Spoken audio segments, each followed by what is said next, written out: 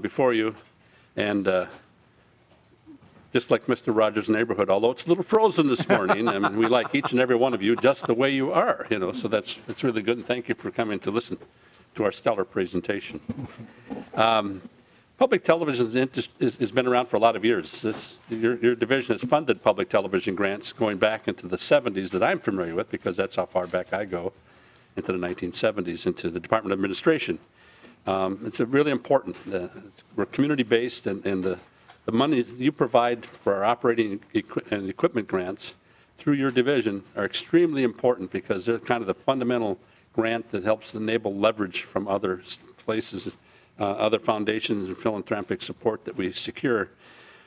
Bottom line is, public television, although it's not a school, we're all about education. Public television is not a social service agency, and yet we think we can improve people's lives throughout the state. We're not a symphony, we're not a theater, we're not a museum, and yet we chronicle important parts of history throughout those regions, and we bring arts and culture into every home in Minnesota. We're pleased with our reach. At this point, I'll turn it over to Mr. Orton to make a little presentation. Thank you. Welcome to the committee. Yes. Good morning. I am Dean Orton, a Chief Operating Officer for Twin Cities PBS, but also today I have the privilege of representing the 5 other public television stations in Minnesota and helping represent MPTA. So I'm pleased to be here this morning. I prepared just some remarks and just take a few minutes and also leave time hopefully for some questions. I'm here to provide general overview of public television in Minnesota. My guess is that PBS has touched each of your lives in some way over the years, your children, your grandchildren. Many have turned to us for the best educational programming for kids anywhere. Many of you have been on Almanac, and others certainly through your local public television stations through debates. My guess is it's a number of you just in the last few weeks maybe you've tuned in for Masterpiece Theater, Antiques Roadshow, Nova, award-winning science program. So you're familiar for some of what we do and how we serve Minnesota. But what we all need a little reminding of briefly from time to time is why public television came to be and why we seek public support for what we do. More than ever, there is a need for public media. He uses the power of television and a rapidly growing list of other digital platforms, first and foremost for public service with a mission in a not-for-profit way. In a famous speech the FCC Commissioner Newton Minow made in the 60s, where he coined the phrase, "Television was a vast wasteland," he also said about television, "When you aim everything at a bottom line, you aim too low." And so in the 50s, Congress recognized that as well and created non-commercial television. Congress specifically charged public television stations with the responsibility to forever preserve an opportunity for all citizens to have access to non-commercial media in order to provide for a free exchange of information and ideas essential to our democracy. While in other industrialized and civilized countries, non-commercial television is fully funded by tax dollars or licensing fees. In our country, we are funded through a public-private partnership, and that's why we're here today. A little more specifically about public television in Minnesota. It is unique in that it is made up of 6 separate organizations. Each has its own local board.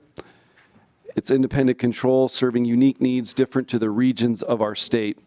They are all separate by geography, but we all are interconnected via state's fiber backbone system. And this technology allows us then to collaborate and broadcast and serve statewide. Again, although we are independent, we work closely and we share a shared purpose, using television and other media for public good. Some examples of these activities for providing lifelong educational opportunities are partnering with the government and nonprofit organizations to help them achieve their mission and purpose.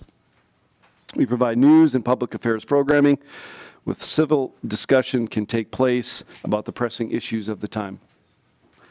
We provide a safe educational learning environment and prepare our kids for school. We now have dedicated 24/7 channels. We have even a richer online experience than ever before for not only teachers, but parents and caregivers, all to help our Minnesota children be ready to learn, go to school. Public television in Minnesota strives to be a local voice for communities through the state, not just in the metro area. Again, this is facilitated by the fact that each regional public television station is independent and provides its own unique local, which operates a transmitter in Brainerd and Bemidji, serves a vast geography region from north central Minnesota, from Little Falls all the way up to the Canadian border. They're the only television station doing news in that region and paying attention to that area and serving them with local programming and content. So I'd like to just recap a little bit about a few facts more about MPTA and then some closing comments and questions. Again, our mission is to enrich lives and strengthen our communities through the power of media. We focus on programming on advancing education, our culture, history, heritage, and civic engagement. We reach over 5 million residents, the entire state, over the air, free and available, as well as on cable, satellite, and really what is a rapidly growing number of online streaming and just other distribution platforms continuing to evolve and grow. Each station develops its own local programming important to its own viewers. Public television provides educational services to over 275 school districts, over 192,000 students. Finally, there's perhaps no investment in state funds that benefit as many people as does the investment in Minnesota PBS stations. We serve more people more often than any other cultural or educational organization in Minnesota. More than the public schools, universities, more than the museums or parks. In just a matter of a couple of weeks, 2 million people turn to their local public PBS stations here in Minnesota to be educated, entertained, and informed. Just in closing, our mission really is basically the same as yours. We want an educated and informed public and develop good citizens. We always have and will continue to use state dollars wisely, and with this investment, we'll continue to bring programs for Minnesota and about Minnesota to a statewide audience. Thank you for your time. I'll be happy to answer any questions you have. Any questions? Representative Green. Thank you, Mr. Chair, testifiers. Thank you for being here today. Just to clarify, I know that we have some new people here, and maybe they know, maybe they don't. But you know, the public television, the name itself suggests that it's owned and operated by the state. But just for clarification to them, can you tell us, you know, who actually owns it, what kind of entity it is, where your money is dispersed out, you know, as far as wages, what do your CEOs make as opposed to, and then also wages as opposed to what goes into programming?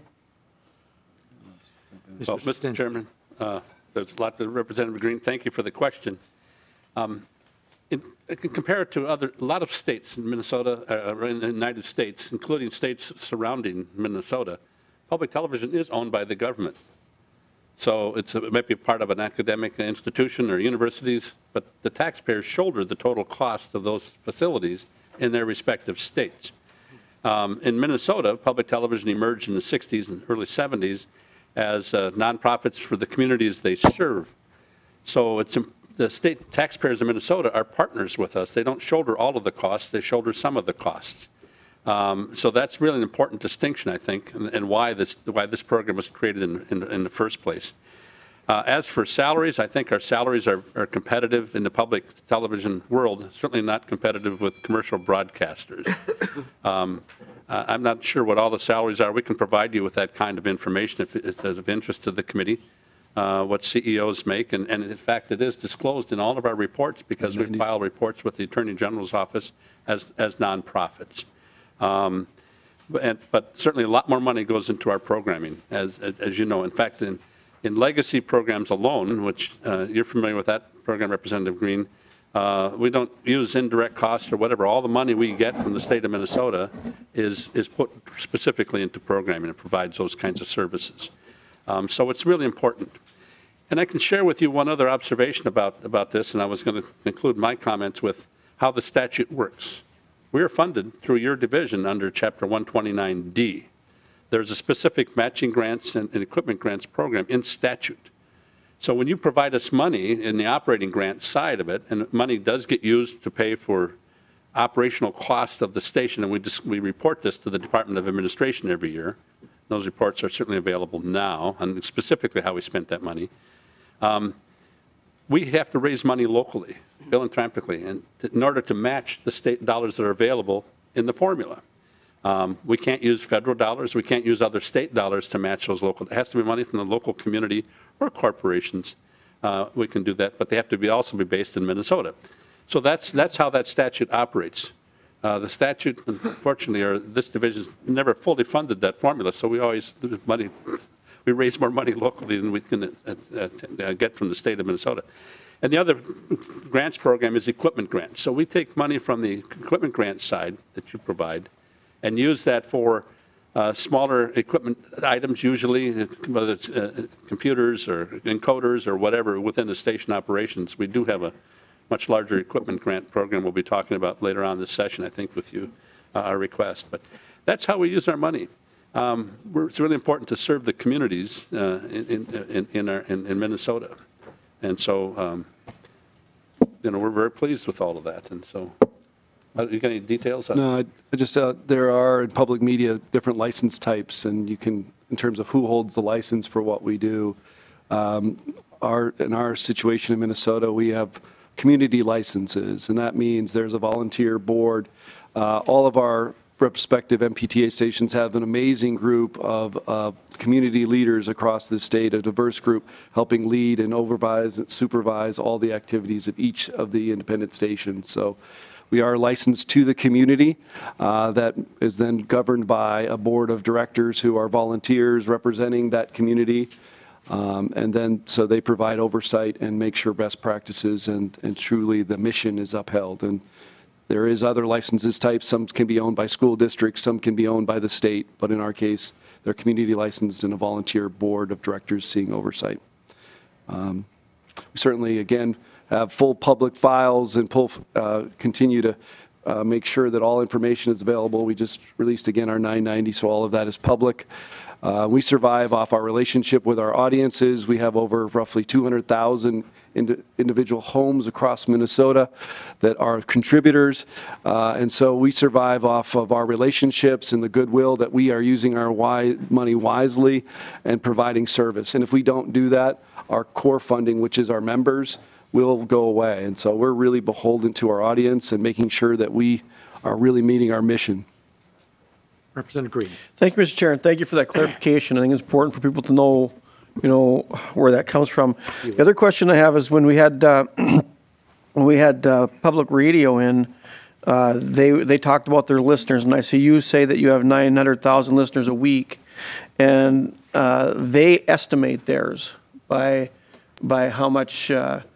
How many people contribute, and then they times that by a certain amount and estimate their listeners. How do you do you have like a outside company come in and do some kind of testing to see how many people actually listen and how many are repeat listeners, so that the 900,000 is an actual number and not someone that views in once every day per week?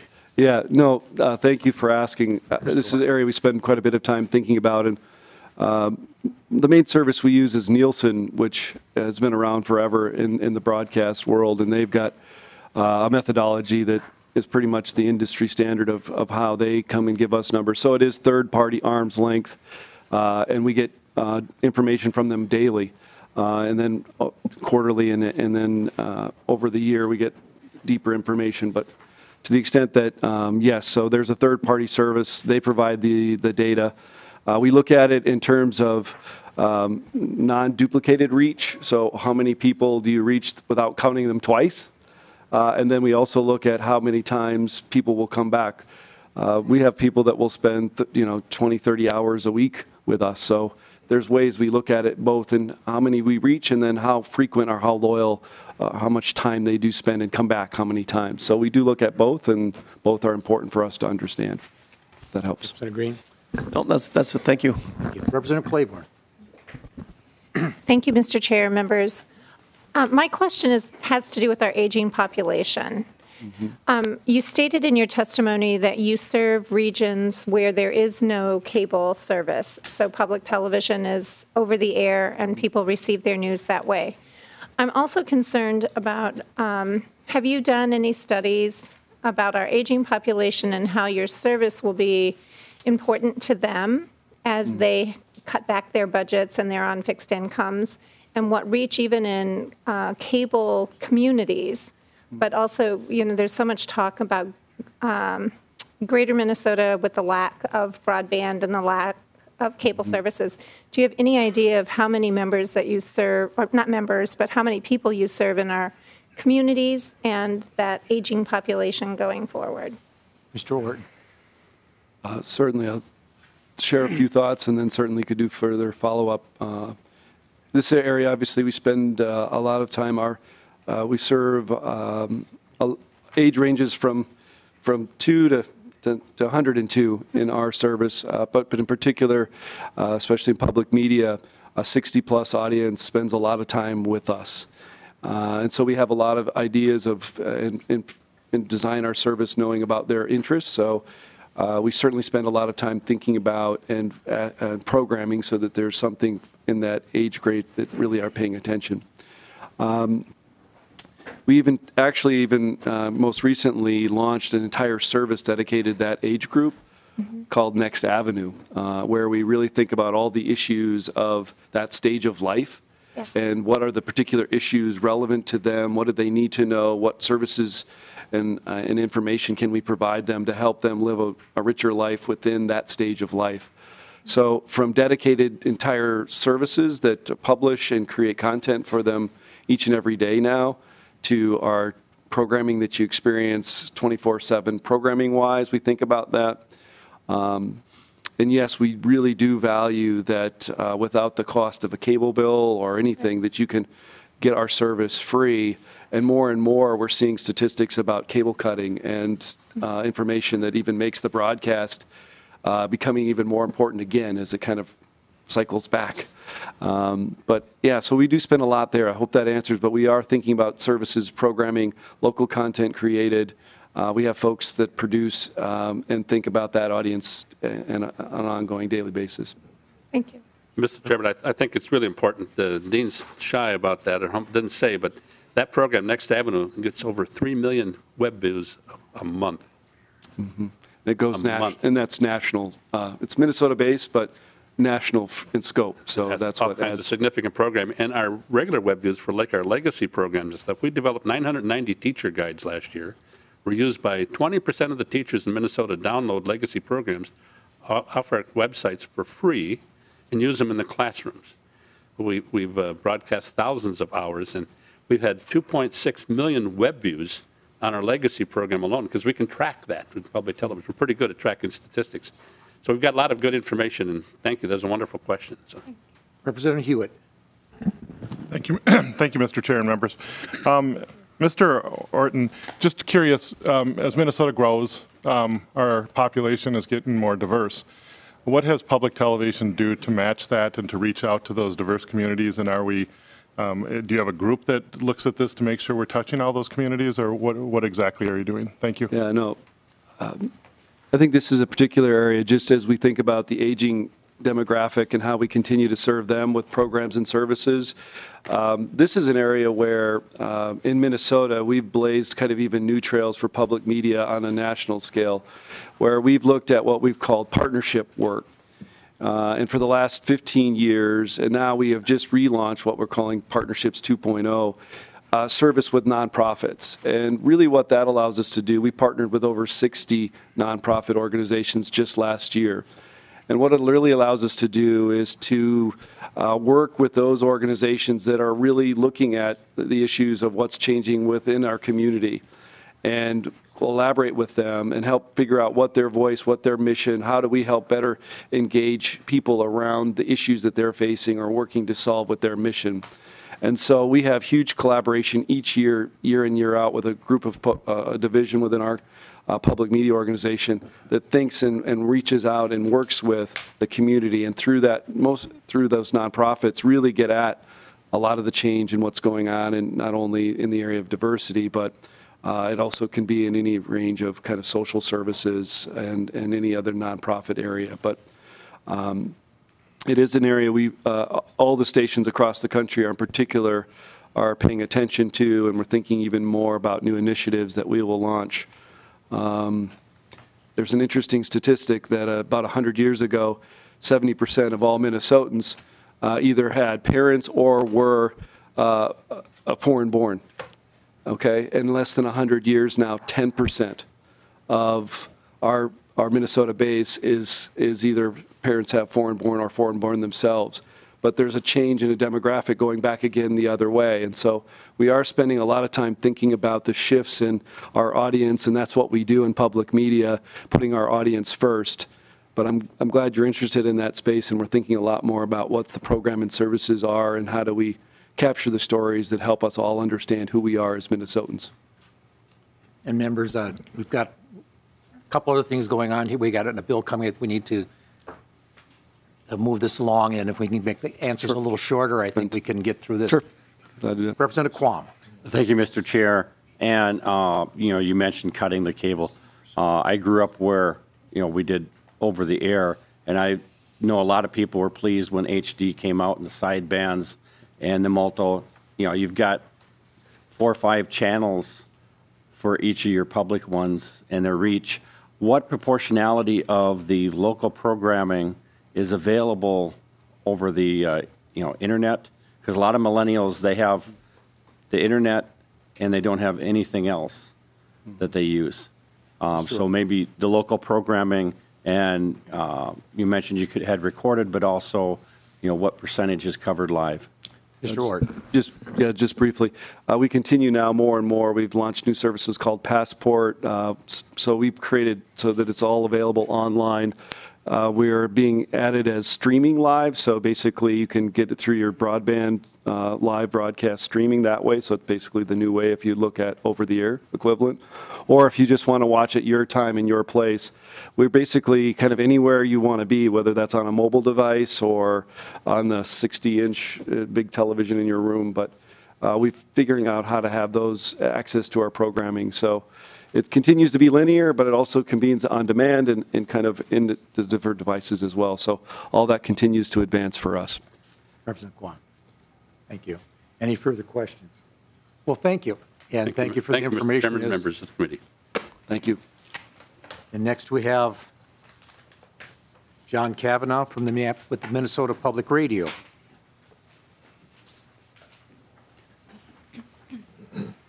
And introduce yourself for the tape and then proceed with your presentation. And Chair Nelson and members, I'm John Kavanaugh with Minnesota Public Radio. I first of all want to thank all of you individually. Most of you have met with us or are scheduled to meet with us in the near future to talk about our request from the committee. And I also want to thank you for offering time for us today to talk about the equipment grant that we have received over the past, I believe, about 20 years now. I need to remember to do my presentation at the same time here. Minnesota Public Radio actually provides the backbone of the emergency alert system throughout Minnesota.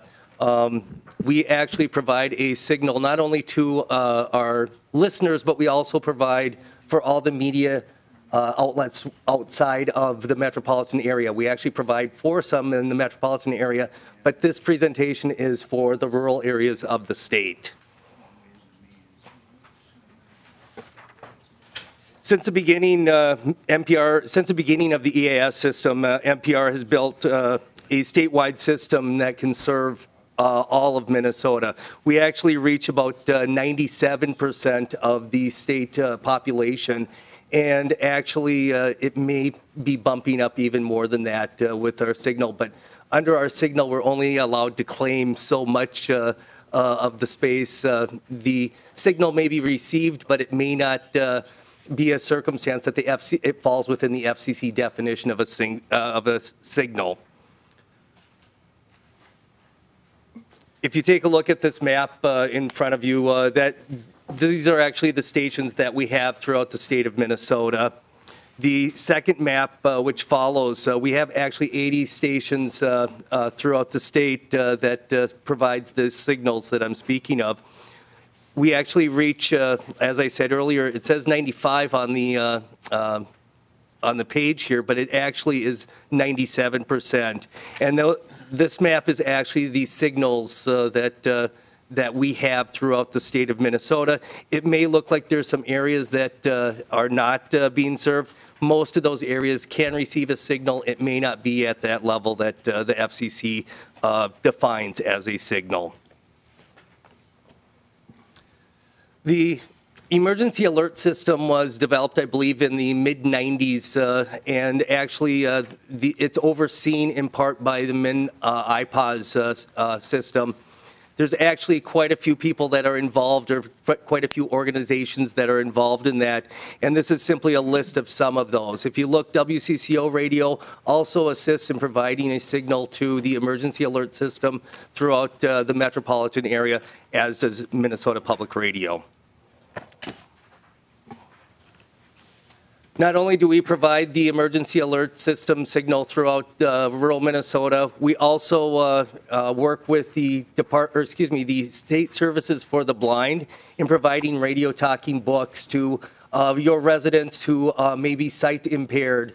They actually have access to Star Tribune, Pioneer Press, Christian Science, Christian Monitor, among other periodicals and other books that allow them to keep up to date on a daily basis. They actually receive a radio from the department. It's actually under D, but it's under the Minnesota State Services for the Blind, and they receive signals directly from our stations throughout the state as well. We also, Minnesota Public Radio also provides some bandwidth for school districts in the state as well. Those are listed in part on the same slide that I'm on right now. Fergus Falls Public Schools, Go Otters. Actually, I taught in Fergus Falls for 10 years. They receive a signal. Actually, they use it for their students so that they have access to the internet if they don't have it at home. So that's great. We also provide some for Duluth Public Schools, MSU Mankato, and also the University of Minnesota Rochester.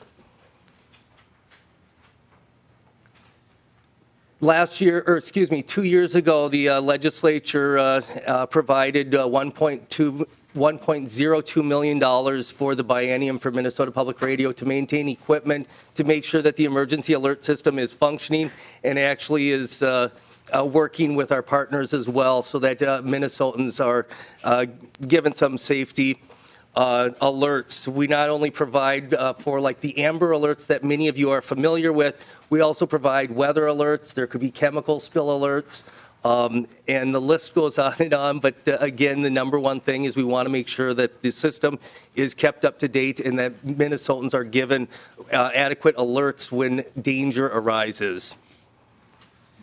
Of the FY18 grant that we received, there was $710,000. $400,000 of that was one-time funding. $310,000 is on the base, and the $310,000 on the base also goes to fiscal year 2019 as well. I think it's fair to ask how have we spent the money. If you take a look, I believe it's scrambled on the page on the video screen, but actually on your printout, it should be easier to read. We actually did a complete studio overhaul with at Collegeville this year. Not only is the studio new, but actually the equipment that is contained in that was also updated so that it matches up with the EAS system. We also have had equipment updates. And if you take a look, it's a long list of rural communities. That includes outdated exporters, importers, transmitter exciters as well. We also have actually installed remote control capabilities as well, so that we're able to operate the system without having someone on site to deal with issues that arise. The Last thing that we focus on is unforeseen equipment failures due to weather, due to climate, due to old aging equipment. I believe our equipment is about between 25 and 30 years old. So we are actually trying to replace that on a continuing basis. In fact, our engineering crew has a plan of 25 years out for replacing equipment so that we keep up to date with our signal. And that, I believe, also, when we switched over to the HD, I believe that also created some difficulties for us. But again, the legislature provided for us in that circumstance, and those are all up to date. Again, this slide looks a little bit different on the video screen than actually the one that was provided for you up front. We are currently in fiscal year 2019. We have used, at this point in time, we've had an emergency that we dealt with in La Crescent, Minnesota. But we are also focusing on a number of things, including dealing with some processor installations and then also rack mounts in several of those communities on that list. I want to focus on one thing, or a few things here. What the equipment grant that you have so kindly provided for us in the past is only for maintaining and replacing equipment for NPR's greater Minnesota stations. It does not go to the metropolitan area at all. The greater Minnesota stations, our membership base, although they're very kind, the reality is that they do not operate or we don't receive the donations to the degree that we can operate them, if you want to say profitably. But we do actually have the metropolitan members who are very kindly helping us with maintaining those stations and keeping them up and making sure that our system is providing in part for the emergency alert as well. Things that we do not use this funding for. Stations in the Twin Cities, any programming. We do not use it for salaries at all. And we do not use it for travel and food. This is only for equipment. This is only for actually making sure that our system is functioning properly for the emergency alert system. As we look forward to the next biennium for years 2021, we have a list of replacement projects that include the list that's on the screen right now, and then also is on, I think it's slide 13 of the handout. And again, it's quite extensive, but again, when you have 80 stations throughout the state, you're going to have a constant need for equipment replacement. We will actually be, well, we may be coming back to committee, but we will be proposing that we are funded at the level that we requested the last biennium, which is $1.07 million. One of the things we would love to see that funded up front, but we also recognize that because of budget constraints, things are not as easy for you as a committee to actually fund. We received one-time money of $400,000 in the first year of this biennium. We would love to see actually that money go on the base, but we also recognize that with the constraints that you have as a committee, we would also welcome the one-time funding as well. Try to cut this down as quickly as possible because I know that you have bills, but I will gladly stand for questions. Thank you. Thank you for that. Now, Representative Green. Thank you, Mr. Chair. And first of all, I need to apologize because I had said that Minnesota Public Radio used an estimate for their listeners, but that was ampers.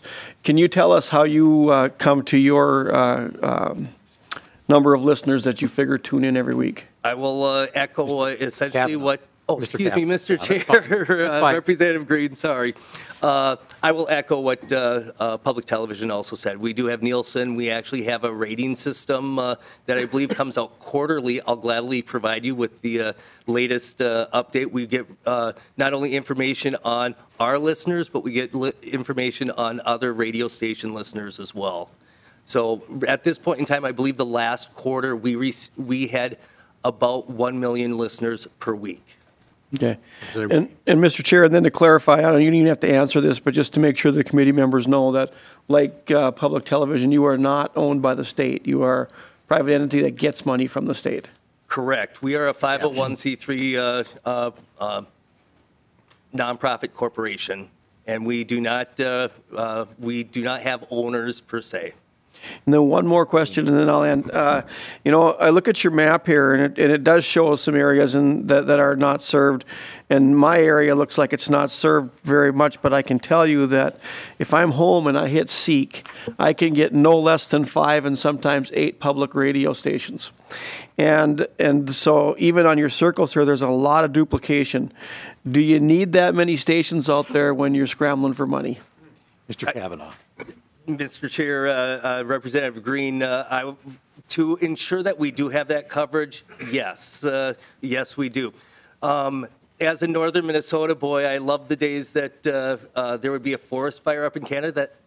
That sounds horrible, but actually we could receive Canadian television at that point. And those are some of the things that affect our signal. Actually, the quality of your radio that you have, the weather, the land formations within your district actually determine how effective that signal is. Again, we can only claim to have a signal if there's 60 dBu or a certain voltage that is received from to your radio. And so ultimately, we want to make sure that the entire state is covered. And again, for my presentation purposes, for the emergency alert system. Representative Green. Any other questions? If not, thank you for your presentation, and thanks for coming to the committee this morning on this nice and warm Minnesota morning. Indeed, thank you.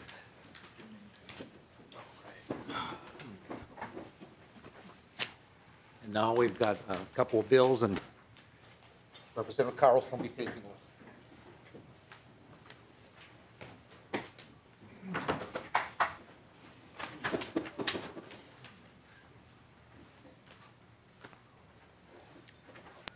Timing is everything. Great timing. There he is. Wonderful.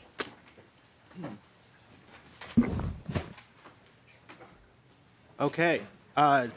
Next we have on the agenda is House File 14 and House File 17. Just real quick, we have about 55 minutes left before the end of the committee. It's my intention to get through these next 2 bills on time today. So due to the similarities with House File 14 and House File 17, we will have, thank you, Representative Driscoll, for joining Chair Nelson there at the dais so that you can provide your comments as well. With that, let's see. So recognizing Chair Nelson, would you like to move House File 14? Thank you, Mr. Chair. And I'll move House File 14 to be re-referred to Ways and Means with the recommendation that it go to the General Register. I believe that's where it goes. And as you stated, Representative O'Driscoll's here with me, and House File 17, and the intention in the committee is to hold that over for possible inclusion in the omnibus bill, because there's a funding piece in here that hits our general fund target that we'll be receiving later. And but the 2 bills have the same effect of what they're trying to do. And I was going to make a joke about it being a cold day in Minnesota before Representative O'Driscoll and I and Representative Nash are on the same bill, but you know, we have that cold day in Minnesota here today. Anyway, also there's an amendment I have on the bill to get the bill in the proper order that we need it, the A3-1 amendment, and I'd like to move that amendment at this time. Okay, so Representative Nelson moves House File 14 to be referred to the Ways and Means Committee with a recommendation to be placed in the General Register. As the chair mentioned, there is an A3-1 amendment, which is the author's amendment. Chair Nelson, is it your intent to move that amendment at this time? And if so, please explain it. Yes, I move that amendment. And what this amendment does, if you read down it on 1.2 of the amendment, it lowers the amount from the original bill. The original bill included the extra money they needed for the get the match from the federal government. They've already been spending some money that's been through their normal course of action in the Secretary of State's office that is making that match, and so we don't need to include it in there. Also, if we included that matching money in there, it would have to be held over for our budget from the committee. So we're going to just authorize them to spend the federal dollars, which has no effect on our state funding because we've already gotten that money. It's sitting in the bank, and we're only state left in the nation that hasn't authorized their Secretary of State to spend that money. The second part of the amendment, starting on line 1.3, is basically combining language from House File 17 and House File 14 and making this thing an all-encompassing bill. Changes the date, and then on the bottom part here at 1.8, it changes. In the original bill, it said $110 million, or excuse me, $110,000 had already been spent that was being counted towards the match. That's now up to $167,000 that has been expended for the match. And so moving forward, hopefully we can either have more money come up that they're already spending in their normal course of action in the Secretary of State's office, or we'll include it in our final budget coming out of this bill, out of this committee. So then, members, that's the amendment, and hopefully I can get your support. Thank you, Chair Nelson. So this amendment puts the bill into the author's preferred formats. All in favor, say aye. Aye. All opposed? Okay. Amendment is approved. We're moving on. Okay. Chair Nelson, could you please briefly explain your bill? Well, as we've talked about before, this bill we had last year was in the parts of this bill. What this bill was more with the language that Representative O'Driscoll had was in the omnibus bill from last year. And what it does is it authorizes the Secretary of State to spend federal HAVA dollars that came to us last year and to upgrade our systems to provide cybersecurity for our election system that's in the state of Minnesota. Last year, before the session started, or at the beginning of session, Secretary Simon was talking about having to include money in his budget request to do this work after the 2016 elections and the problems we had with that. Lo and behold, they weren't expecting money from the federal government. In fact, we were being told from the federal government there was going to be no new HAVA money coming.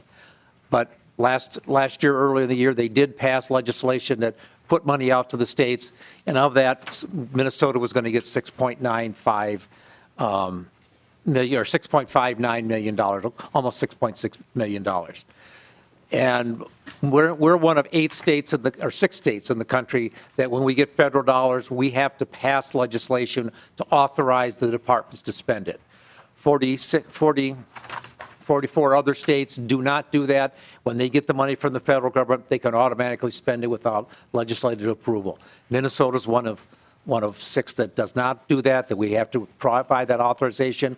Currently, we are the only state in the nation that has not passed this authorization for the Secretary of State to spend this money and upgrade our system. So we're already behind the 8 ball on that. And as the Secretary of State has said in the earlier comments to this committee that 2016, we were one of the states that they tried to get into, that a foreign government tried to get in and mess around in our system. Fortunately, that didn't happen, but there's constant probing of our systems, constant probing of all computer systems. This money goes to help them harden those, upgrade our systems to make sure that we have the necessary protections so that people can't come in and mess with our election systems. You ask why this is important? Imagine showing up on election day and your name being off the election. Now, in Minnesota with same-day registration, that may not be as critical as other states that you have to register ahead of time, but that can really mess up the election process and have angry voters walking out of the voting booth complaining about the way the government runs our system. So with that, Mr. Chair, I'll stand for questions and I'll let Representative O'Driscoll speak on the bill. Thank you, Chair Nelson. Representative O'Driscoll, any comments? Thank you, Mr. Chair. Just a little bit more background to kind of supplement the conversation and comments of Representative Nelson to House File 17. Back last year, towards the end of session, we had been working, as Representative Nelson said, with the Secretary of State's office looking for money for cybersecurity to be able to upgrade the system that was created in 2004 to protect voter data information in the state of Minnesota. My voter information is in that system. All right, my voter information is in that system.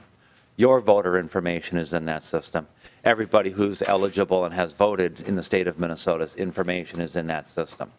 And as Chair Nelson had indicated, the state of Minnesota had been shopped, that's the word I like to use, by a foreign government to see if they couldn't penetrate our system and get in and collect information on our voters or manipulate that data. The good news is that we do not use electronic tallying of votes. You take a paper ballot, you go in, you vote, so we always have a hard copy record. So there isn't somebody who can go in and roll the dials one way or the other in an electronic system to throw an election. But they could manipulate the data as to who's an eligible voter, what precincts they're in, and raise havoc in that way. In 2004, when Mary Kiffmeyer was the Secretary of State, that system was created, and I will not speak on behalf of the Secretary of State, current Secretary of State, but he has oftentimes been noted in committee to point out that that system withstood the 2016 attempt to be able to be hacked. Things are only as good as you continue to maintain them and improve those systems. At the end of last year, in the budget that President Trump signed that Congress passed, there was money available under HAVA, which is an acronym that stands for Help America Vote Act, to be able to allow for the states to have more money to be able to go in and to shore up their election voters, their election systems and their data registration systems. Minnesota, as we found out, and as Representative Nelson has indicated, is eligible for about $6.6 million. There's a 5% match that's required by the federal government. The Secretary of State's office has already, from their general fund budget, expended money on that. That qualifies to meet that match, and they continue to find ways that they can do that, thus bringing down additional dollars that the state has to put in for its match. And in the interim, since that bill that we had, Representative Nelson and I had authored back last session didn't get signed into law by Governor Dayton, during the interim, I put a bill together that did what we were doing last year. Unbeknownst to me, Representative Nelson was doing the same thing. And I've co-authored on his bill, and I have put my bill in. So we've been working this idea forward because we do not believe that voter registration information is a Democrat issue, a Republican issue, or any political issue. It's a Minnesota issue, and so we are here to advance that cause this morning and look for your help and support in backing this. My assumption is going to be that at some point, perhaps today, we will lay aside House File 14 and we'll proceed with House File 17, which Representative Nelson is.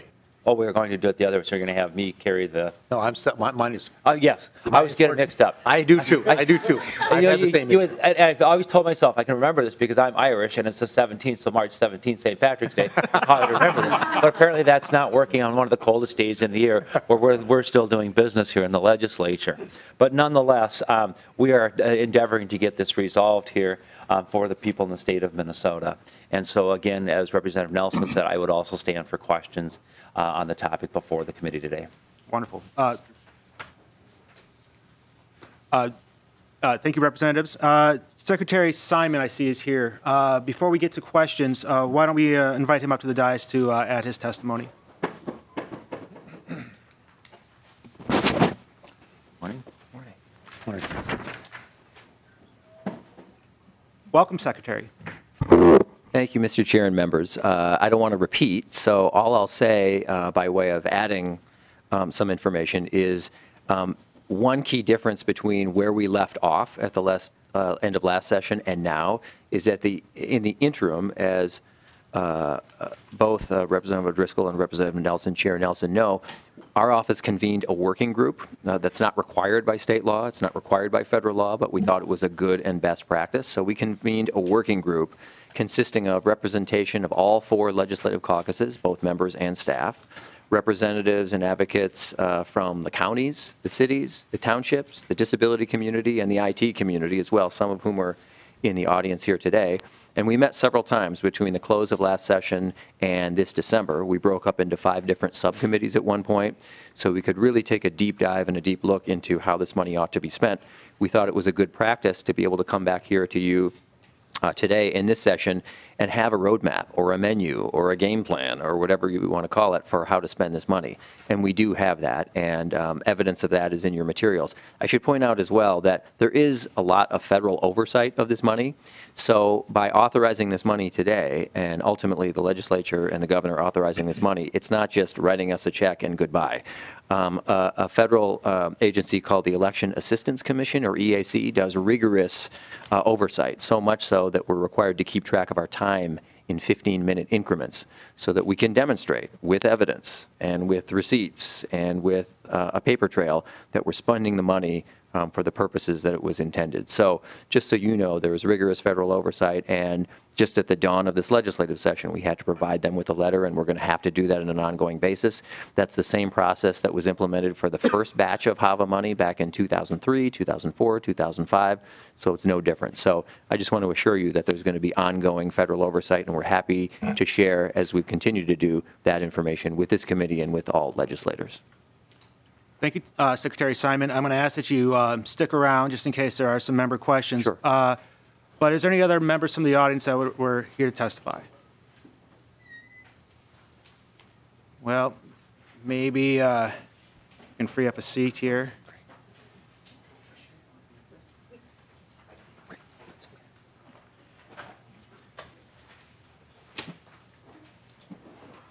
Hello and welcome to the division. Please state your name for the record. Morning, Mr. Chair. My name is Matt Hilgard. I work for the Association of Minnesota Counties, and the Association of Minnesota Counties represents all of Minnesota's 87 counties. I think I'll be pretty quick and just say that we appreciate the bipartisan support of this bill. Counties were members of those work groups, and we felt it was an inclusive and collaborative process. We are happy with the results and the plan, and we are fully supportive of getting this bill moving as expeditiously as possible. So thank you very much. Thank you. And if you could stick around for questions afterwards, that would be appreciated. Member questions. I see we have a list.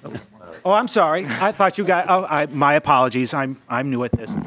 Please state your name for the record. Thank you, Mr. Chair and members. I'm Ann Lindstrom with the League of Minnesota Cities, and that is sort of expected because I'm just going to echo a lot of what Matt said. I did want to say, too, Secretary Simon brought up the point about the work groups in the interim, which were an excellent opportunity for our city elections officials to get to participate in the process and really talk through what would be the best way to use the funding. And as Secretary Simon said, that was not required regarding this funding. But there are plans in place ready to be executed. And so as my colleague, Mr. Hilgard, said, we really hope that this bill can move quickly and these funds can be distributed to really bolster our election system that we have here in Minnesota. Thank you.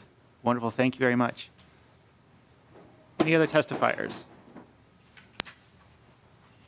Okay. Thank you. Questions? We have a list started here. Representative Hertas. Thank you, Mr. Chair. And I'm really searching for a little bit of a clarification here. What I heard in testimony from both Representative Nelson and Representative O'Driscoll was inferences about attempts by foreign governments to penetrate our election system. And prior to last November, there was a little bit of coverage about this issue and statements made by the Secretary of State, Simon, with respect to our state system and not the federal system, and that that measures or attempts had been thwarted. And it sounded like or inferred as though the Secretary had implemented something to shore up the integrity of the system. And then there were articles that said no, nothing was changed, that the system as it existed was sufficient, and that that may be an expression of having taken claim or credit for having done something that wasn't done or wasn't necessary. And so I guess my question directly to all of you at the table is, was Minnesota's election system attempted to be infiltrated by a foreign government, and if so, what evidence do you have of that? Representative Nelson and Representative O'Driscoll. I think Representative Simon would be the person to answer this question. Secretary of State Simon, yes. Old habits die hard. Old habits die hard. If I may, Mr. Chair? Please. Thank you, and Representative Hertaus, thank you for the question. So yes, in 2016, Minnesota was one of 21 states that was targeted by a foreign government. So what does that mean? What does targeted mean? Here's the best analogy I can give you in talking with the intelligence officials and others in the federal government as well as IT experts. If you picture a parking lot and you picture a car thief casing the parking lot for a day or two in a row, maybe he observes traffic patterns, maybe he brings his binoculars, maybe he just tries to assess whether or not it's worth his while to go in and try to steal a car or more than one car. That's what happened to us. And what the intelligence officials tell me and tell all the secretaries of state is we know who the car thief was, we know who he works for, and we know the purpose for which he was trying to get in. I should mention that of the 21 states, 19, like us, successfully you can report that there was no breach, there was no infiltration. 2 states, though, were in a very different situation. In Arizona and in Illinois, I would say that the car thief got into parking lot, and in the case of Illinois in particular, to extend the analogy, the car thief got in the car and turned on the engine. If you saw last year, 60 Minutes ran a report on what happened in Illinois, and it's pretty shocking. So that's what happened. And in terms of 2018, not 2016, but 2018, the election that we just had, we know of no evidence at this point of any attempt to intrude in Minnesota. I say at this point because sometimes the intelligence community is a bit slow in getting back to us. You may recall that in 2016, we didn't have hard evidence and confirmation from intelligence authorities about a breach until the September after the election. So in September of 2017 is when they announced who the 21 states were and then presented us with the evidence. I hope you can understand, I don't want to give a roadmap here in committee to the bad guys. So all I'll say is that we feel good about where we were in 2018 because we didn't get this money and we were the only state in the country not to get the money in time for 2018 election. We had to live by our wits a little bit. We had to get inventive and creative. So last fall we teamed up with Microsoft, for example. So we went out and sought ways to cover the holes that we knew that we needed to cover. And so we went out and found those temporary, and they were only temporary resources in order to cover this shortfall. But that really underscores the importance of getting this money. I just have to emphasize, Minnesota is the only state in the country, the only one, that did not get this money in time for the 2018 election. And so we lost 8 months on some long-term projects. For example, the statewide voter registration system that Representative O'Driscoll discussed, that is candidly, without giving a roadmap to the bad guys, this is public information, that is the chief vulnerability. So the sooner we can get going on that project, which is a long-term project of recoding and modernizing that system, the better we'll be.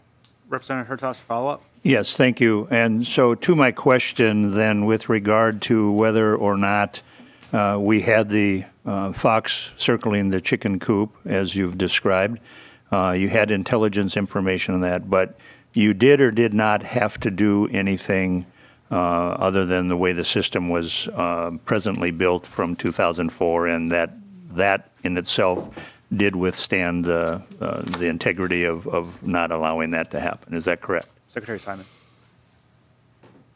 Representative Hertaus, I need to be careful here because I don't want to give a roadmap to the bad guys. And I also... No, it's just a yes or no question. But it isn't just a yes or no question, with respect.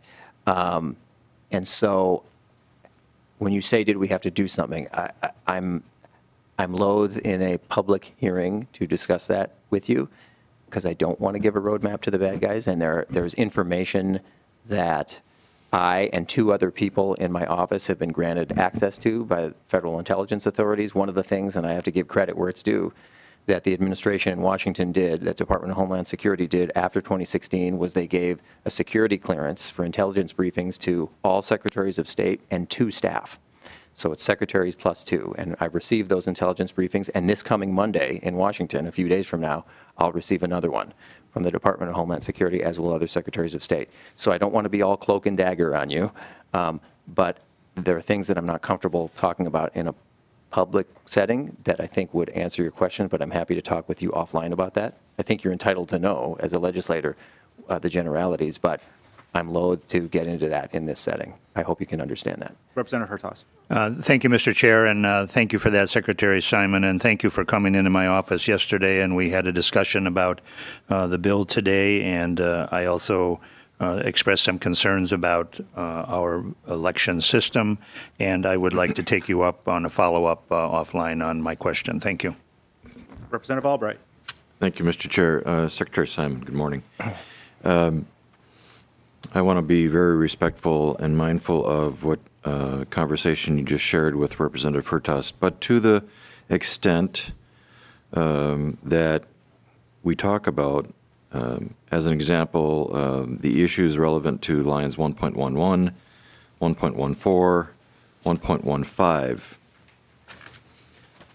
I think it's incumbent upon constitutional officers to protect the data of the voters, but also for the databases that we have in this state, whether they be with various agencies. And so to the extent that I'm not asking you to breach confidentiality, but I'm going to ask it in a broader context, and I appreciate the leeway that the chair will provide me here with this line of question. It's really just one question. At some point, isn't there a need for constitutional officers to be briefed on issues of cybersecurity and its impact on, to your point, Homeland Security briefing you on any nature of cyber attacks upon our systems? But if we as a committee are not made aware of what we need to do, but we're conflicted because we are in a transparent public setting, how do we go about deliberating these issues? In one hand, protecting the sanctity and the confidentiality and security of the data, but in the same sense, giving consideration to those who are charged with making law and assisting the constitutional officers in understanding either the severity or the updates necessary to protect our data. You can see the conflict inherent in the conversation that we're having. Secretary. Secretary Simon. Mr. Chair, and thank you, Representative Albright. I think that's very well put. And as someone who once sat where you're sitting and where other members have sat, I absolutely appreciate that. You know, I wish there was some way that the Department of Homeland Security could extend on a limited basis, maybe it's chairs of committees, maybe it's someone else, that same security clearance, so that you're seeing the same information that I'm seeing, or the chair is, or a ranking member, but that's their call, not mine. Right now, the protocol is secretaries plus 2, and it's 2 in their office. That's the rule. And so the 3 of us have been granted security clearance to get this information to some degree. Maybe this is an old-fashioned concept, but I hope not. There has to be a degree of trust that you know, I and others in a similar situation am telling you what we can tell you, and are trying our level best to communicate with you without getting in trouble about some of the things that we're hearing. That's what I'm trying to do with this committee hearing. I'm trying to color inside the lines here so that I don't get in trouble for disclosing something I'm not supposed to disclose. That's the best answer I can give and the most sincere answer I can give. You're right. There's a certain information that people in our office will have that legislators who are voting on this stuff won't have. I don't know any way to bridge that gap other than to ask for, and hopefully I've earned your trust on this issue. I think we do share, as evidenced by this optic right here, we share an absolutely bipartisan, nonpartisan dedication to the safety of our system. And I've said many times, you know, our job in the Secretary of State's office and the system as a whole, the job of the system as a whole is keep bad people out. And I don't care who the bad people are, whether it's a foreign government or some other actor or the guy next door. I don't care what their politics are. I don't care which campaign they're trying to help. I don't care which campaign they're trying to hurt. My job is to keep the bad guys out, period. And I don't really care much beyond that. What their motivations are, who's paying them, doesn't really matter. And that's the orientation of our team in general. So I hope I've engendered some trust, but you're absolutely right to isolate that information imbalance. It's a thing. Representative Albright, follow up. Just a comment, no more question, but I think that we share the same urgency, particularly with regard to the safeguarding of an enormous amount of data that not only nefarious activities on the dark web and other places have access to, but I think it is a project that, you know, I've shared with you that we should move forward on, particularly from your position of having a kind of a front row seat to all of this. And so I would encourage us to continue this conversation about how do we provide transparency, but also respect the confidentiality of the data that our citizens have entrusted us with. So thank you, Secretary. Representative Quam. Thank you, Mr. Chair. And, you know, Chair and author Representative Nelson, you expressed some fears and concerns earlier on in your testimony today about, you know, someone coming in and the registration stuff being wrong and that. And if we as a state were actually HAVA compliant, instead of being one of three that has an exception, there wouldn't be anybody denied a ballot. But this bill isn't addressing that. It's addressing the security of the system, and it's been well articulated. There is a amendment A6 that the intent is to further ensure that the focus of these funds is first and foremost on that security. So, Representative Quam, we'll get to amendments here shortly. Did you have a question other than the A6 amendment at this time? We want to get through the list here first before we introduce amendments. Okay, the chair did not make that clear, and I just, you know, as we're burning through time, we are assured that we shall be able to vote on the amendments. Representative Quam, I guarantee you we will get through all the amendments today. And I will defer until you allow that. Thank you, Representative. Representative Long. Thank you, Mr. Chair. Two brief questions for Secretary Simon. First, by when does the state have to provide its 5% match for the HAVA dollars? Oh, I'm sorry, Secretary Simon. Mr. Chair, Representative Long, we have until March of next year to provide that match. And I should point out, it's not a pay-as-you-go system. We can start spending the money before we get the match, as long as we ultimately get the match. Representative Long, follow-up. Thank you, Mr. Chair. So since we don't need to provide the match today or even this year, my follow-up question is what we've expended some state dollars that have reduced our the match that we would need to provide. Is it likely or possible that if we wait until we go through our spending process this year that we will be expending additional dollars that would qualify, and therefore that we don't know today what the amount would be of our state match? Secretary Simon. Mr. Chair and Representative Long, so just to recap, the state match, I'm rounding a bit, was about $330,000. We came up with, I might say, a creative way to get credit for money already spent, and we shopped that past the EAC. That's the organization in the federal government that is keeping track of this money and keeping us honest about it. And they said yes, so we got credit. So we basically saved the state $110,000, which in a $40-some billion budget isn't a massive amount, but it's something. So now the match is 220 instead of 330. We are still working on getting that number down and seeking creative ways to get credit for other money spent. So it is somewhat of a moving target. The good news is, unlike so many things that you'll see in this committee, it's a moving target in a good way, going down, not up. The meter's running in reverse, which is good. So I'm not sure when we'll get final confirmation of what the final number is. For now, I think we should assume, just to be cautious, that it's the 220 and not anything lower. But we think maybe we can get credit for other money and get that match down even further, below 220.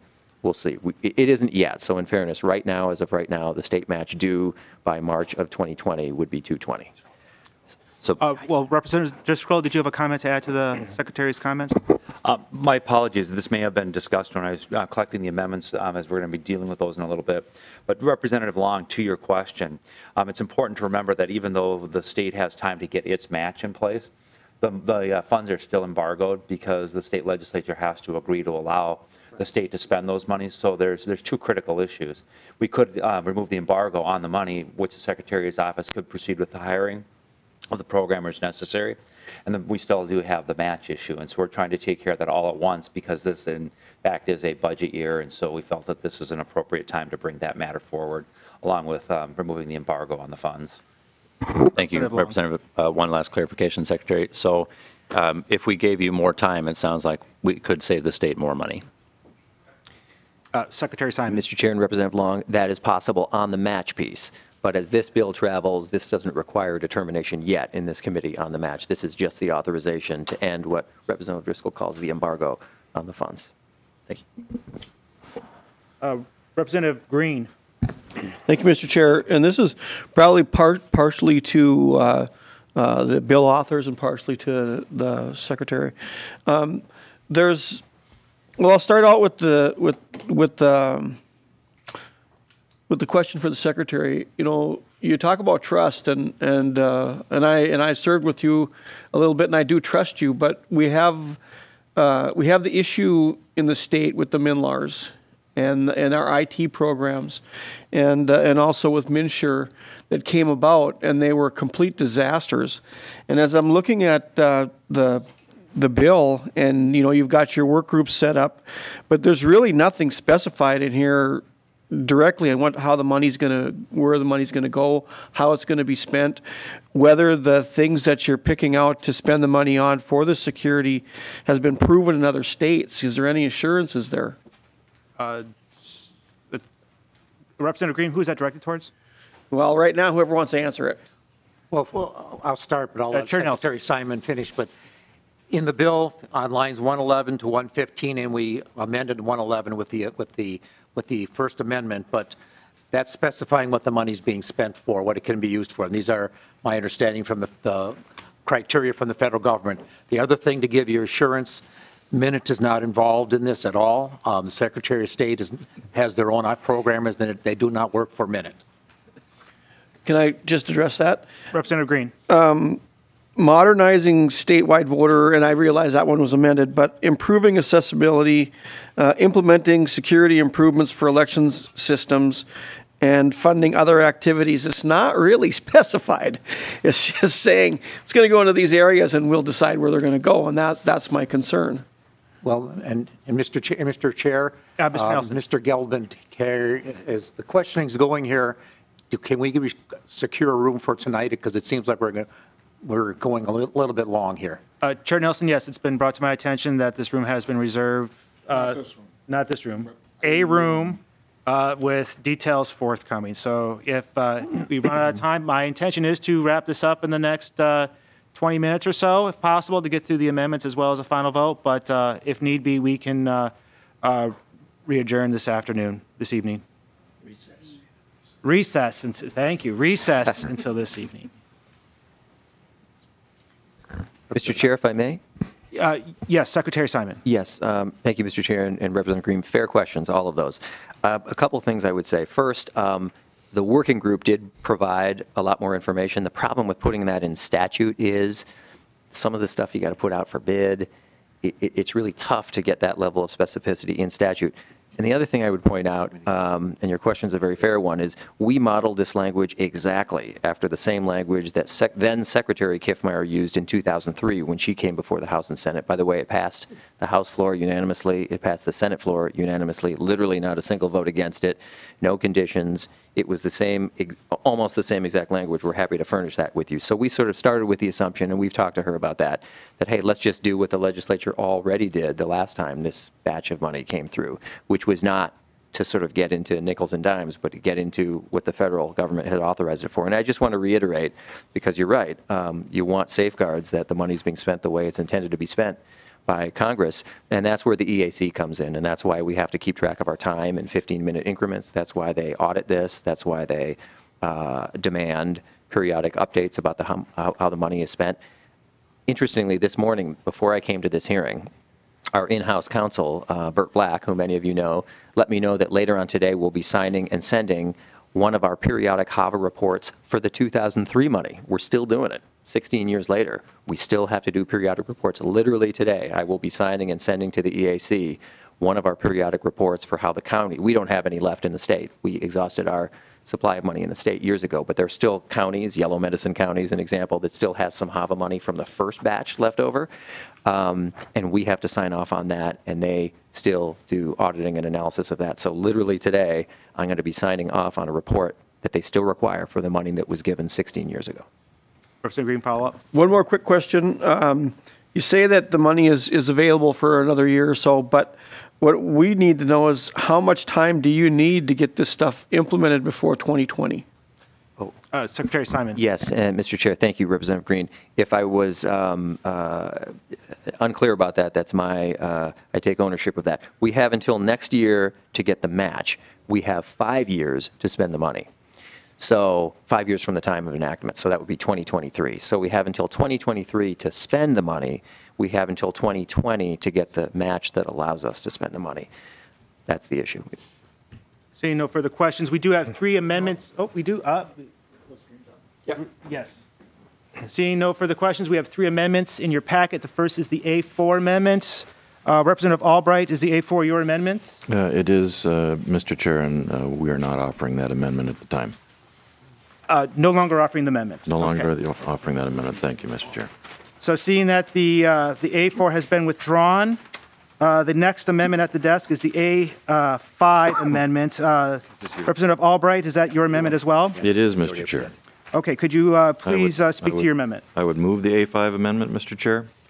Okay, moving the amendments. And I would request a roll call. Roll call has been requested. Thank you, Mr. Chair. Members, and to the points that have been already heard by Secretary Simon, this is not a partisan issue. This is an issue that affects all of us because we are delegated to and charged with making sure that we protect the public safety, and that infers to their election processes. What we are doing with this amendment is providing the Secretary of State and his office and his programmers with the money that, by his comments, has already been expended. What we're doing is we're replenishing that amount of money now. And I think it speaks to the urgency of the issue. If Representative Nash were here, I think he'd probably speak more eloquently to it from a cyber and IT perspective. But these projects typically do not roll out and piecemeal themselves. You need to know what the budget, the scope, and parameters are typically right away, and you front that money right up front, and then you dole it out in terms of the work provided. So our intent by offering this amendment is to provide the Secretary of State's office with the full wherewithal to get this project done in an expedited manner without a concern about coming back to the legislature and this committee for additional funding that of no purpose other than realization that he needed the additional money. We're replenishing his resources that have already been expended on this. There really is no harm in adopting this amendment, given the fact that if the money isn't spent, it just comes and reverts back to the budget itself because of what Secretary Simon has already said.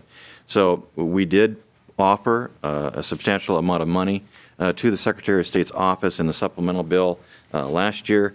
It was passed off the floor, but unfortunately that did not pass into law. So what we're trying to do is reflect upon to Chair Nelson's A3 amendment. We're reflecting by adopting this an enhancement to that. I will draw your attention to the handout that I put in the packets today. What we're doing with this amendment is really just reflecting the amount of money that the Secretary of State's already requested. We want to provide that to him up front so that he can do the job that he wants to do, and we affirm that we also want him to do. So let's provide that amount of money up front, make sure that he's got the resources to do the job right and on an expedited basis. So thank you, Member. Thank you, Representative Albright. Chair Nelson, comments on the amendment. Mr. Chair and members, Representative Albright, I don't support the A5 amendment, and here are my reasons why. Number one reason, if we put this in there, we have to then hold this bill over for our budget because it would count against our budget target. So therefore, it would delay this being implemented. Number two, that was last year's information, and as the Secretary stated, when this bill started out this year, they'd already been credited for $110,000. My amendment, as I was told, and what the language that came from the Secretary of State's office, they've now already spent $167,000 that's being credited for that match. So really, the only amount of money they need left for that match is $160,000. Conclude that. Hopefully, by the time our bill comes through, they may have spent more, and that amount will be less. So At this time, I don't think it's appropriate for this amendment. Again, the information that you passed out, the packets, was last year's supplemental budget request, and things have changed since then. And so, members, I would say I request a no vote on this amendment moving forward, and because we're going to include this money that he's going to need as part of our budget coming out of this committee.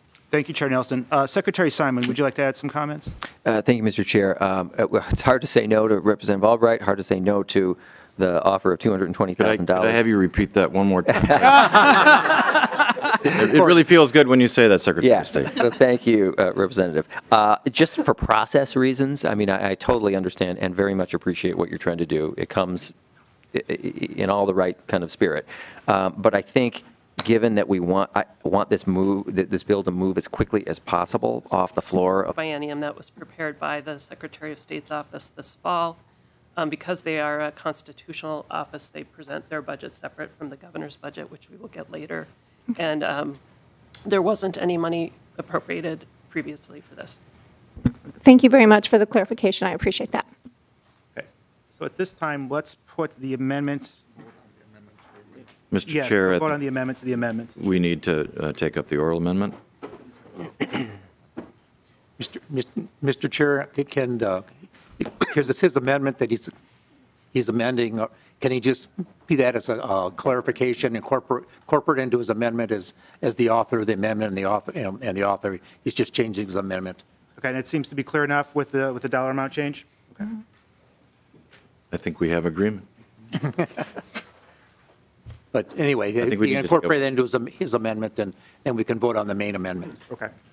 So with that, okay, a roll call was called on this. Again, the author of the amendment is requesting a no vote. If we can proceed with the roll. The author of the bill is requesting a no vote.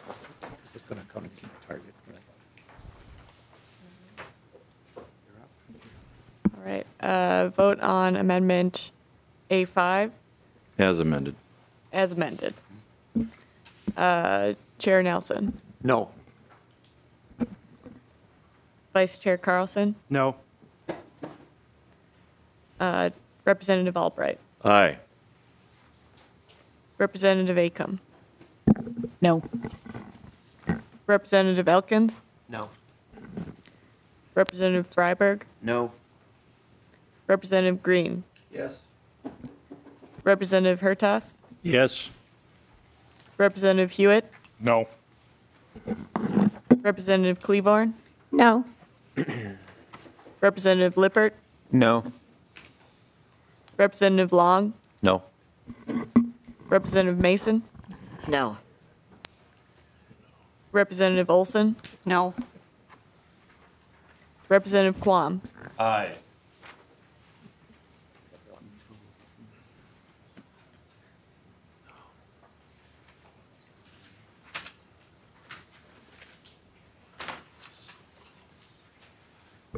There being 4 ayes and 11 nays, the amendment is not adopted. Next, we have the A6 amendment. Representative Quam. Mr. Chair, I'd move the A6 amendment and the effect of A6. 1 second, Mr. Chair. The speaker is here, and I believe she has some gifts for the committee. You know, this has been hard enough as it is.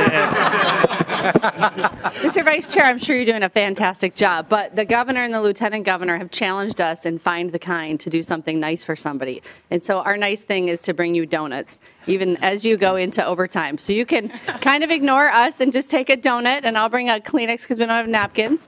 And then we should just alert Secretary Simon that we have challenged him, along with Attorney General Keith Ellison and State Auditor Julie Blaha, to do the next Find the Kind. And we respect that the committee will get back to its business. Thank you, Speaker Hartman. Thank you so much for the treats. We do appreciate it. All right, let's just take a minute, allow for everybody to grab a donut. Mr. Chair, this won't cause us to go late tonight, will it? Unplanned interruption? You know, at this point, the script's kind of thrown out the window. Thank you very much. No. And Mr. Chair, we could continue, have Representative Quam explain his amendment as. Yes, Representative Quam, if you could please explain your amendment. Well, I would rather the effects of kindness make people a little more friendly towards it. But basically what the A6 amendment, Mr. Chair and members, is it would remove the words, but not limited to any of the following activities. So it still allows the modernization of the statewide voter system, improve accessibility, prepare training and train local officials, implement security improvements for election systems. It allows all of that.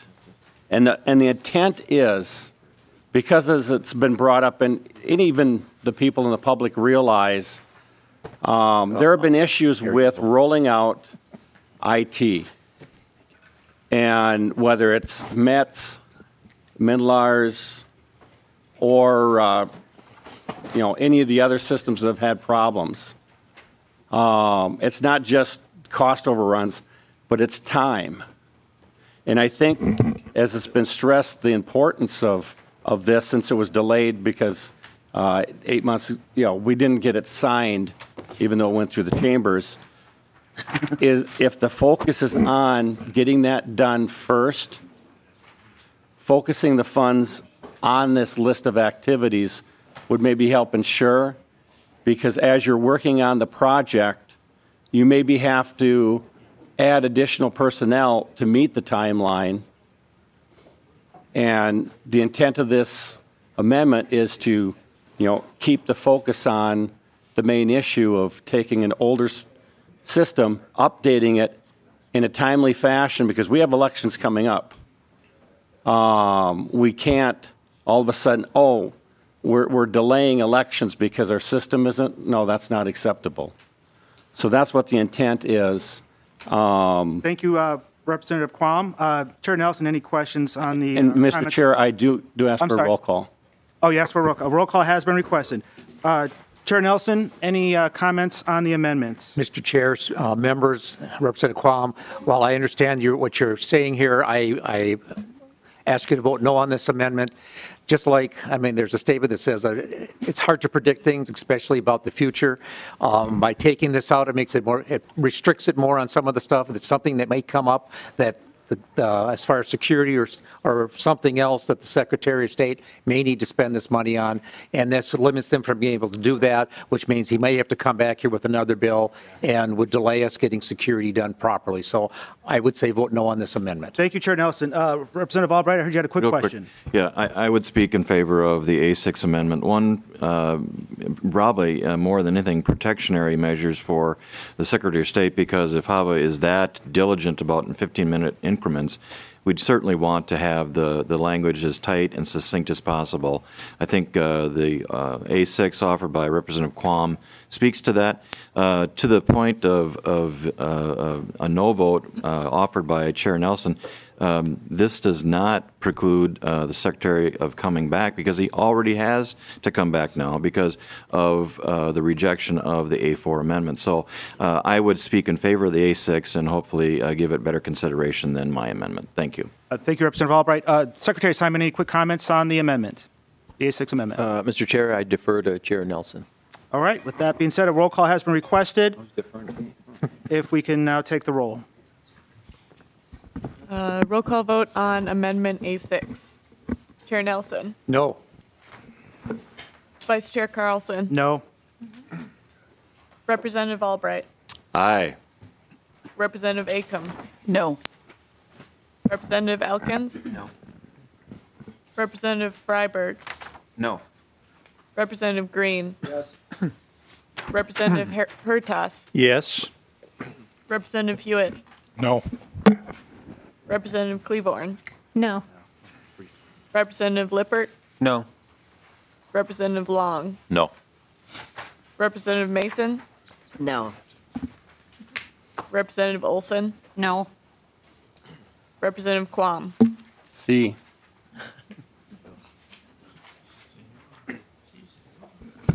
16, 4 ayes and 11 nays. The amendment is not adopted. Chair Nelson, any closing comments that you would like to make before renewing your motion? Mr. Chair, no, I think we've discussed this enough. Like I said, this is about providing the Secretary of State the ability to spend the money that has come from the federal government and moving forward. And at a later date, we'll come up with the matching, whatever matching money he may need at that time will be part of our budget from this committee. And I think Representative O'Driscoll wants to say a brief. Representative O'Driscoll. I will be shorter than Representative Nelson. Remember I said my data is in there, your data is in there, the people of Minnesota's data is in that system. We owe a duty to protect that, just like when you and I are customers at banks and our credit cards and investments and others, they owe a duty to keep that data secure. We are that agency on behalf of the people of the state of Minnesota. Please vote yes. Mr. Chair. Representative Albright. Thank you. Just a quick couple of questions. One is for the author of the bill. If Chair Nelson, if you could give us an update or status on your companion bill in the Senate.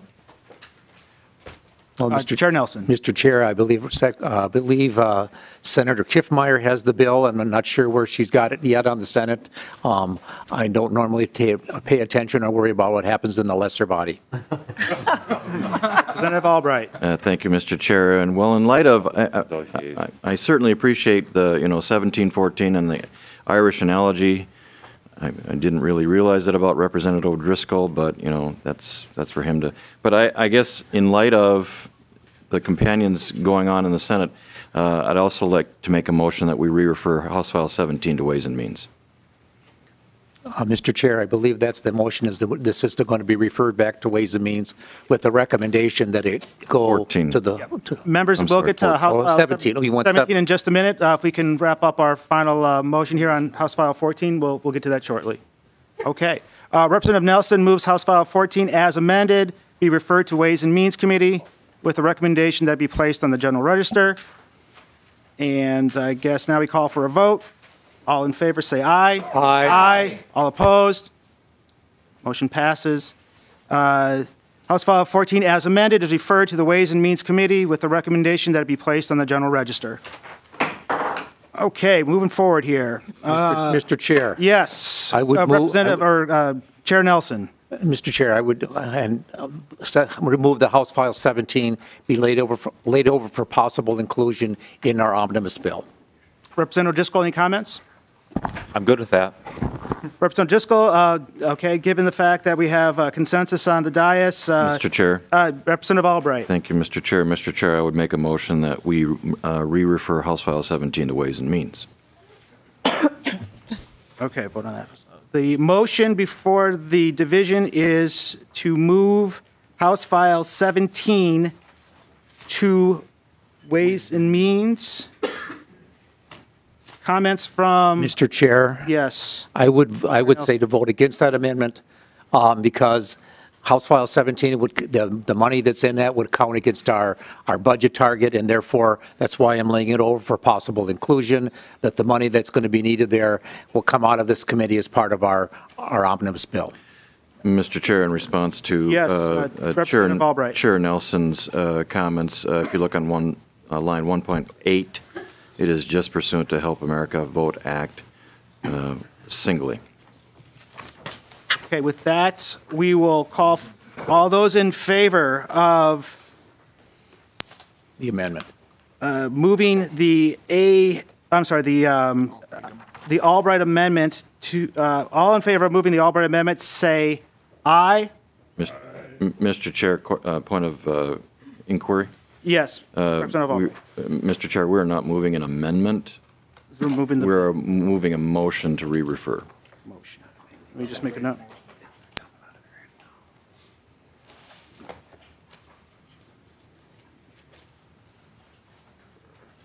I'll restate.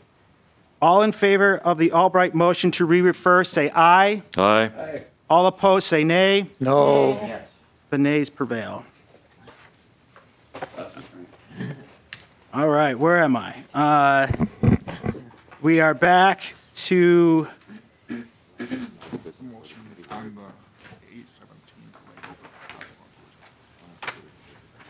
House File 17. Okay. Motion. Representative Hertas. Thank you, Mr. Chair. And I just seeking a little bit of clarification here on the Minnesota House Research Summary on 17. It refers under the title HF17, refers to it as first subcommittee engrossment. But I notice on the bill itself, on HF17, authored by O'Driscoll, the bill was read for the first time and referred to committee and GovOp. Then it says adoption of report and amended and re-referred to the Committee of Ways and Means. Are these engrossments correct, or could you clarify that, please? Thank you, Representative Hertas. Matt, did you have a comment? Mr. Chair, Representative Hertas, so the summary that's in your packet, I think, is just one summary whole, but the engrossment, the actual bill that's in front of the committee is the correct engrossment for you. All right. Thank you, Mr. Chair. Okay. The bill is legal. So at this time, we're going to lay over House File 17 for possible inclusion in the division omnibus bill. Meeting adjourned.